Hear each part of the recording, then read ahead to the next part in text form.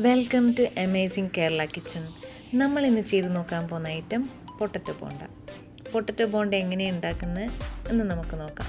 അതിന് വേണ്ട ഇൻഗ്രീഡിയൻസ് എന്തൊക്കെയാണെന്ന് വെച്ചാൽ 3 പൊട്ടറ്റോ, 2 സവാള, പച്ചമുളക്, ഇഞ്ചി, കടലമാവ്, കുരുമുളക് പൊടി, കായപ്പൊടി, മുളക് പൊടി, മഞ്ഞൾപ്പൊടി, ഉപ്പ്, മല്ലിയില. ഇത്രയും സാധനങ്ങളുണ്ടായാൽ എങ്ങനെ ഈ പൊട്ടറ്റോ ബോണ്ട ഉണ്ടാക്കുവാൻ നോക്കാം. ആദ്യമായിട്ട് ഒരു 5 ടേബിൾ സ്പൂൺ കടലമാവിൽ 1/4 ടീസ്പൂൺ കായപ്പൊടി, 3/4 ടീസ്പൂൺ ഉപ്പ്, 1/4 ടീസ്പൂൺ മഞ്ഞൾപ്പൊടി, 1/2 ടീസ്പൂൺ മുളക് പൊടി, ഇതൊക്കെ ചേർത്ത് 1 ഗ്ലാസ് വെള്ളം കൂടെ മിക്സ് ചെയ്ത് നന്നായിട്ട് ഇളക്കിയെടുക്കുക. അത് ഇളക്കിയെടുത്തതിന് ശേഷം ഏകദേശം ഈ ഒരു പരുവാകുമ്പോൾ അത് മാറ്റി വെക്കുക. പിന്നെ 2 ടേബിൾ സ്പൂൺ എണ്ണ ഒരു ചട്ടിയിലൊഴിച്ച് അതിൽ 2 സവാള കൊത്തി അരിഞ്ഞത്, 2 പച്ചമുളക് പൊടിയായി അരിഞ്ഞത്, 1 ടേബിൾ സ്പൂൺ ഇഞ്ചി പൊടിയായി അരിഞ്ഞത്, ഇതെല്ലാം ഇട്ട് അത് നന്നായിട്ട് വഴറ്റിയെടുക്കുക.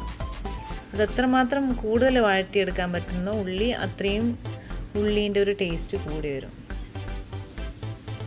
ഞാനിപ്പോൾ ഇത് അധികം മൂപ്പിക്കാൻ നിൽക്കുന്നില്ല. അതിനുശേഷം നമുക്കതിനകത്ത് ഒരു 1/4 ടീസ്പൂൺ മഞ്ഞൾ പൊടി, പിന്നെ അതിലേക്കൊരു ഉപ്പ്, പിന്നെ ഒരു 1/4 ടീസ്പൂൺ ഗരം മസാല. വേറെ എന്തെങ്കിലും മസാലേൻ്റെ ടേസ്റ്റ് ഇഷ്ടമാണെങ്കിൽ ആ മസാലയും കൂടെ ആഡ് ചെയ്യാം. ഇതെല്ലാം ചേർത്ത് അത് നന്നായിട്ട് ഇളക്കിയെടുക്കുക.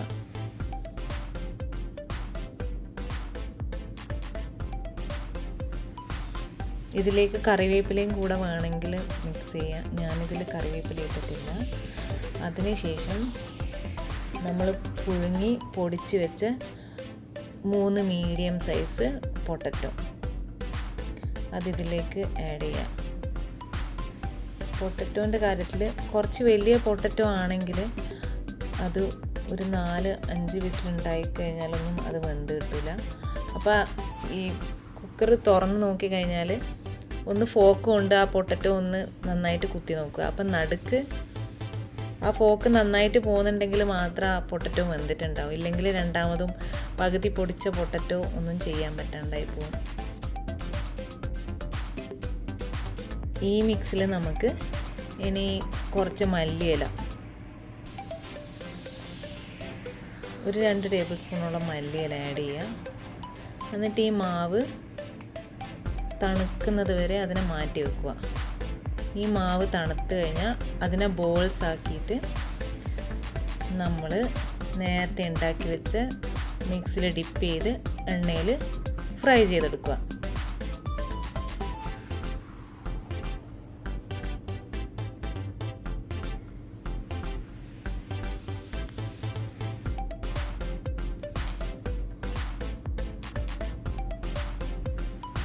ഒരു സൈഡ് ആയിക്കഴിഞ്ഞാൽ അത് തിരിച്ചിട്ട് ഒരു ചെറിയ ബ്രൗൺ കളറാകുമ്പോൾ അതിനെ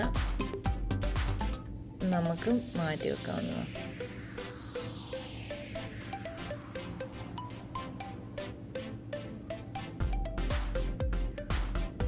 ഈ സൈഡ് ഇപ്പം നന്നായിട്ട് ആയിട്ടുണ്ട്.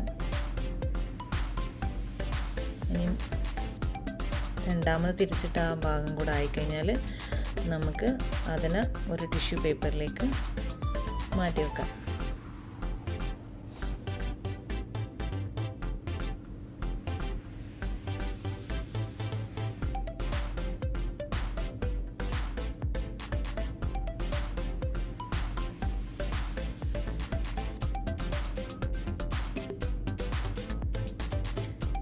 നിങ്ങൾ ഇത് തീർച്ചയായും ഒന്ന് ട്രൈ ചെയ്ത് നോക്കണം.